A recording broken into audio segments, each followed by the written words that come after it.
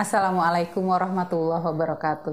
Bismillahirrahmanirrahim. Alhamdulillahirabbil alamin arrahmanirrahim maliki yaumiddin. Apa kabar pecinta radio dan TV Silaturahim di mana saja Anda berada? Selamat berjumpa di acara Sahur Bersama Tokoh. Insya Allah saya Nur Fitri Taher, juga kameramen Rian dan Neza akan menemani sahur Ikhwan dan Akhwat dimanapun Ikhwan dan Akhwat berada. Alhamdulillah Ikhwan dan Akhwat, hari ini kita sedang kedatangan tamu yang juga merupakan salah satu narasumber favorit saya di acara kita, yaitu Bapak Hamid Fatilima. Assalamualaikum Pak Hamid. Waalaikumsalam. Apa kabar Bunda? Baik, Alhamdulillah. Bagaimana dengan Pak Hamid sendiri? Alhamdulillah sehat. Baik Pak Hamid, kalau saya baca CV Pak Hamid luar biasa berdecak kagum gitu ya. Tapi saya ingin memulai dari program Pasca Sarjana Pak Hamid yang Pak Hamid ambil di Universitas Nasional Jakarta, bidang teknologi pendidikan, konsentrasi pendidikan anak usia dini. Apa sih yang menyebabkan Pak Hamid mempunyai ketertarikan begitu besar terhadap pendidikan anak usia dini? Ya, terima kasih Bunda. Bismillahirrahmanirrahim. Jadi ketertarikan saya untuk mendalami persoalan anak diawali dari latar belakang keilmuan saya tentang kriminologi.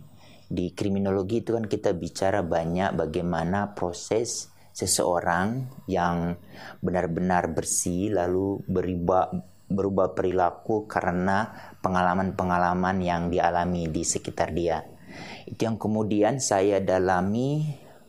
Lanjutannya saya dalami di perkotaan, bahwa menjadi warga kota yang taat berlalu lintas itu harus dipersiapkan dari usia dini. Nah, untuk itu saya ambil program doktoralnya itu pendidikan anak usia dini. Jadi untuk patuh lalu lintas pun itu harus dipersiapkan dari rumah, dari di mana dia didampingi oleh pendidik.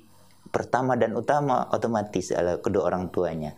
Apa saja yang dilakukan oleh kedua orang tuanya insya Allah akan diikuti oleh anak. Tapi yang kita tekankan yang positif-positif. Yang jadi persoalan sekarang orang tua kita yang tidak punya kesempatan untuk mendalami siapa sesungguhnya anaknya. Lalu harus seperti apa dia memperlakukan anaknya, bagaimana dia harus membimbingnya. Itu semua kan harus didasarkan oleh pengetahuan. Dan otomatis dia harus juga bagaimana mendelivery informasi, lalu mendelivery pengetahuan yang dia dapatkan membutuhkan keterampilan yang benar-benar dia harus kuasai. Dan itu yang kemudian nanti akan tercermin dari sikap si ayah, sikap si ibu terhadap anaknya.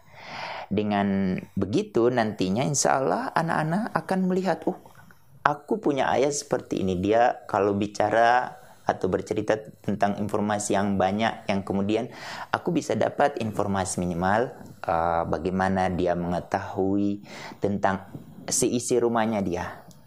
Dari apa saja yang ada di rumah kita bicara Bunda, terutama yang ada di dapur apa saja isinya, lalu di ruang tamu, lalu di ruang tempat tidur. Kalau ayah dan ibu yang cerdas menjelaskan itu secara lengkap, itu kemudian akan merangsang si anak akan mendalami lagi lebih dalam. Tapi poin terkait dengan hubungan dengan keilmuan saya awal yaitu kriminologi, yaitu terkait dengan bagaimana ketaatan seorang anak nanti, lalu bagaimana kedisiplinan dia untuk menghargai aturan-aturan yang disepakati di rumah. Itu yang kemudian kalau kita sudah mempersiapkan dari usia dini, insya Allah dalam jangka waktu dari usia 0 sampai 8 tahun, itu Bunda Fitri ada sekitar 80% perkembangan kecerdasan anak itu dibentuk di rumah. Kalau dia sejak dari di rumah dia pertama menghargai, menghormati orang tuanya, menghargai, mentaati aturan-aturan yang ada di rumah.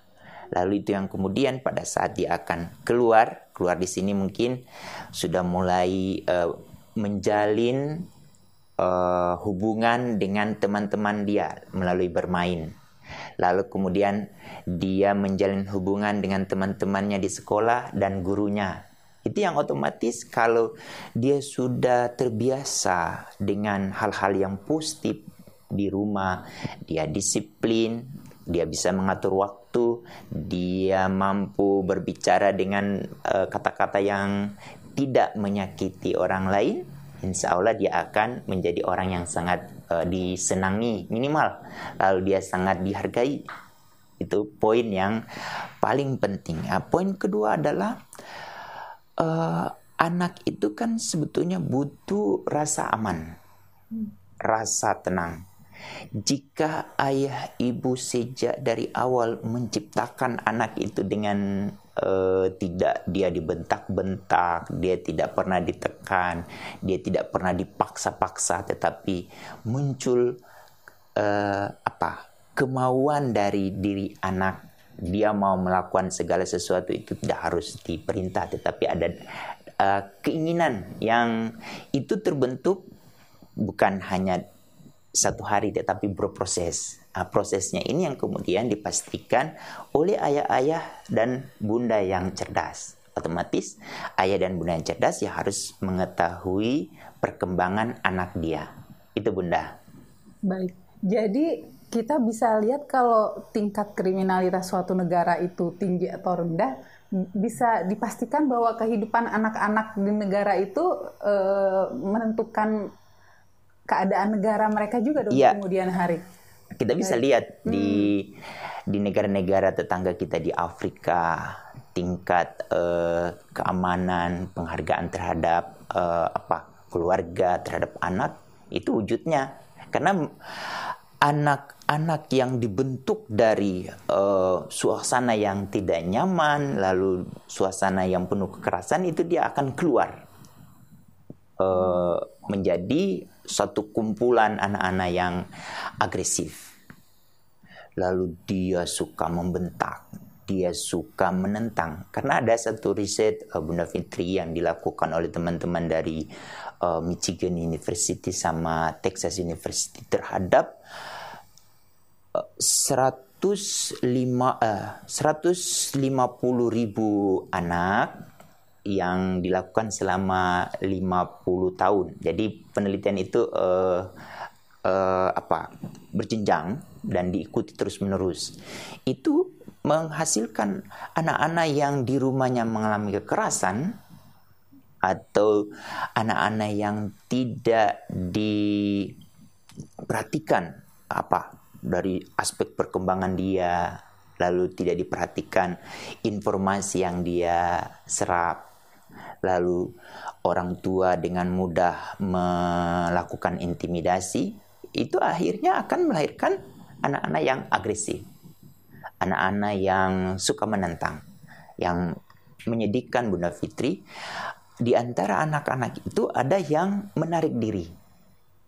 Karena dia sudah merasa tersisihkan. Dia mau main di tetangganya, dia ditolak, di sekolahnya ya begitu, akhirnya dia menarik diri. Nah, kalau sudah menarik diri, itu mau tidak mau konsentrasi untuk belajar tidak fokus lagi. Jadi akhirnya bermasalah di kognitifnya dia. Lalu yang sedikit menyedihkan itu kalau dia mengalami gangguan jiwa. Itu yang kadang-kadang ada beberapa anak yang kita dengar sudah mengakhiri hidup dia, misalnya bunuh diri atau apa, ya karena dia berasal dari keluarga di lingkungan yang tidak memperhatikan dan tidak menghargai si anak itu sendiri. Nah, itu yang kemudian Bunda, kenapa saya harus mendalami itu di program pasca sarjana saya, dan fokus riset saya yang kemudian dituangkan dalam disertasi terkait dengan resiliensi, daya tahan. Nah, resiliensi itu akan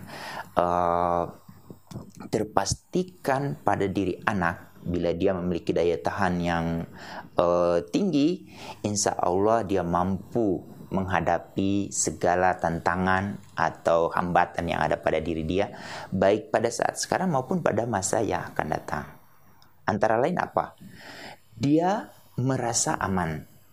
Merasa aman di sini misalnya Bunda, dia tidak khawatir berbicara dengan siapapun, tetapi dengan tingkat kesopanan yang tinggi yang diajarkan oleh orang tua.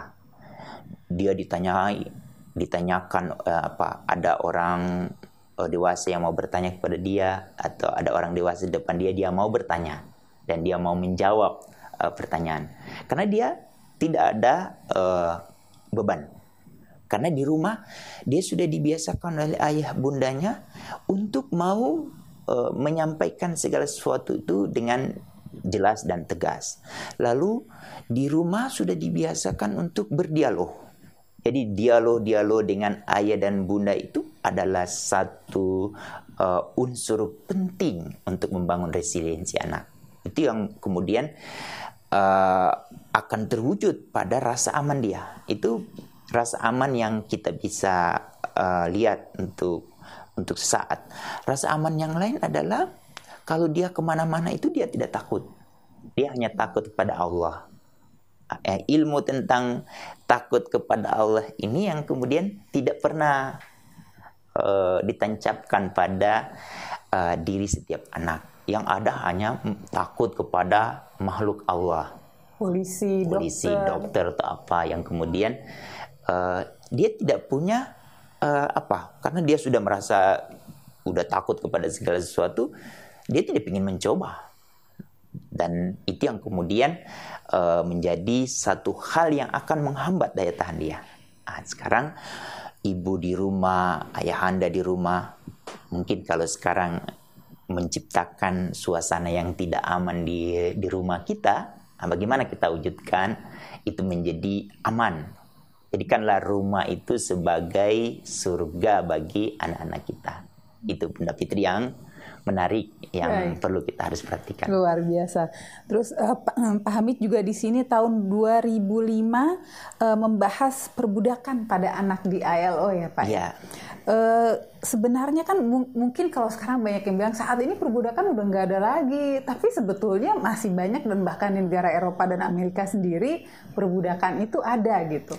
Saat ini bagaimana sih kira-kira pemikiran ILO sendiri untuk menghapuskan perbudakan itu? ILO sendiri itu sudah mengeluarkan sebuah konvensi ILO 182 tentang bentuk-bentuk pekerjaan terburuk anak. Itu sebetulnya dasar menjadi pegangan dari setiap negara untuk bagaimana memastikan di setiap negara dia itu anak-anaknya itu yang diutamakan adalah mereka harus bersekolah, lalu mereka mendapat akses jaminan kesehatan, lalu mereka otomatis harus bermain, keterampilannya berkembang.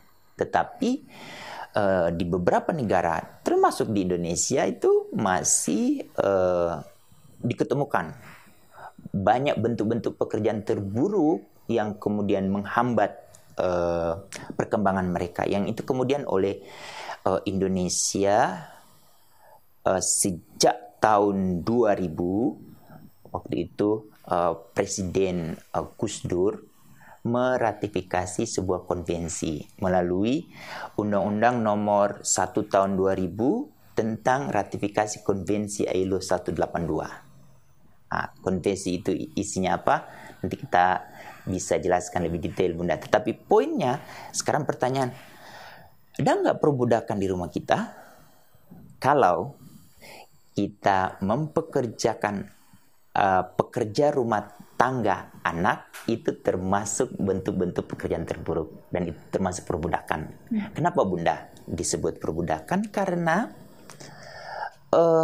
pemerintah, masyarakat di sekitar, lalu para aparat hukum itu tidak memiliki kemampuan untuk mengakses setiap rumah yang mempekerjakan anak usia yang di bawah usia 18 tahun. Mereka-mereka ini seharusnya ada di lembaga-lembaga pendidikan, di lembaga-lembaga keterampilan, tetapi dengan alasan yang sebetulnya ini alasan selalu dibuat-buat oleh para pihak, dan itu yang kemudian direspon oleh para peneliti untuk memastikan benar nggak sih dengan alasan kemiskinan terus orang tua itu mau mempekerjakan anak. Tapi sebetulnya kebijakan di negara yang tidak jalan, Bunda. Terutama tentang pembagian kue-kue kepada rakyat itu secara adil, itu tidak dikelola oleh manajemen pemerintahan yang cerdas yang diisi oleh individu-individu yang bertanggung jawab. Kalau mereka bekerja sesuai dengan amanah yang diberi oleh negara kepada mereka, insya Allah, Bunda, ambil contoh, selalu menjadi rasionale dari para peneliti yang kemudian itu yang membenarkan bahwa adanya pekerja rumah tangga anak itu karena kemiskinan di orang tuanya. Jawabannya hanya program pengentasan kemiskinan. Padahal kalau manajemen pemerintahan yang cerdas mengidentifikasi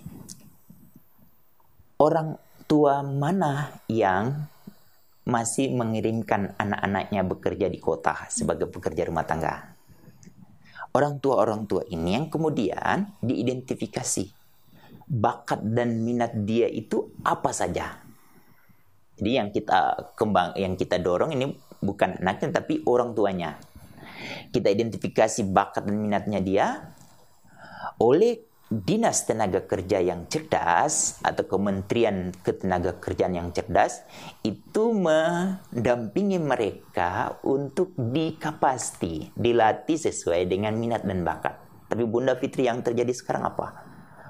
Orang yang tidak tertarik bekerja di bengkel, dilatih di bengkel.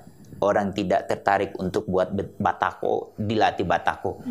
Jadi tidak ada rasa daya tarik, lalu keinginan. Dan kemungkinan berlangsung lamanya juga pekerjaan itu dilakukan kecil ya? Iya, kecil. Itu yang pertama. Jadi Dinas Ketenagakerjaan dan Kementerian Ketenagakerjaan yang tidak dengan sungguh-sungguh untuk menjawab kebutuhan rakyat yang menghasilkan pekerja rumah tangga ini. Yang kedua adalah kalau benar-benar ayah bunda yang memiliki anak-anak yang bekerja ini sudah dilatih, kan mereka sudah mendapat keterampilan. Dinas UKM atau yang menangani koperasi menyalurkan modal usaha kepada orang yang sudah dilatih. Mereka yang sudah memproduksi supaya produksinya menghasilkan produk yang bisa diserap oleh pasar, otomatis konsumen itu selalu yang ada di kepala dia itu udah SNI enggak, Standar Nasional Indonesia. Otomatis itu tugas dari Dinas Perindustrian dan Kementerian Perindustrian untuk memfasilitasi mereka supaya produk yang mereka hasilkan itu berkualitas, bisa dikonsumsi oleh pasar maupun bisa diekspor. Lalu sudah diberi SNI, ada tambahan lagi Bunda Fitri, MUI untuk melabeling halal supaya lebih tenang lagi konsumen dari mungkin dari yang Muslim akan memakan, karena terjamin dari proses pengolahan produk sampai dia menjadi bentuk produksi yang bisa dijual. Lalu unsur yang selanjutnya adalah Dinas Perdagangan atau Kementerian Perdagangan yang menyediakan pasar. Dan itu kembali lagi setelah mereka sudah memproduksi lalu menjual, kan modal harus dikembalikan lagi ke UKM. Mereka diawasi oleh UKM. Tapi sekarang Bunda Fitri itu tidak terjadi.